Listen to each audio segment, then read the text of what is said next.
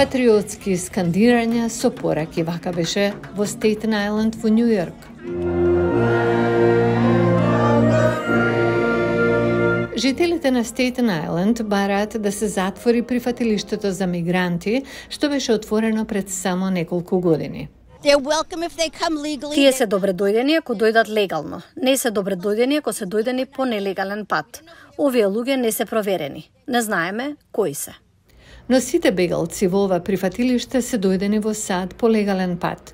Фотографирани се, земени им се отпечатоци од прсти и внесени се во системот на лица кои бараат азил.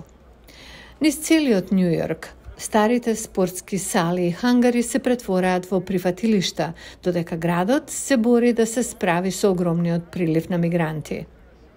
Во центарот на Манхетен, мигрантите спијат на тротоарот, додека хотелот Рузвелт е претворен во привремено прифатилиште и се обидува да ги прифати сите оние кои пристигнале или биле испратени од границата со Мексико од гувернерот на Тексас, Грег Абот. Протест се одржа и пред домот на градоначалникот на Њу Јорк, Ерик Адамс, кој вели дека федералната влада треба да помогне во справувањето со кризата.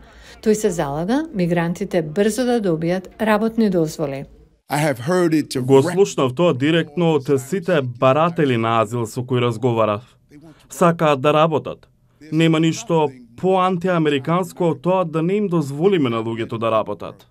Демонстрантите велат дека ќе продолжат да бараат мигрантите да бидат преместени од поранешното училиште претворено во прифатилиште за нив. До сега не е донесена официјална одлука од градските власти, додека Њу Јорк продолжува да се бори да ги смести мигрантите кои постојано надоаѓаат.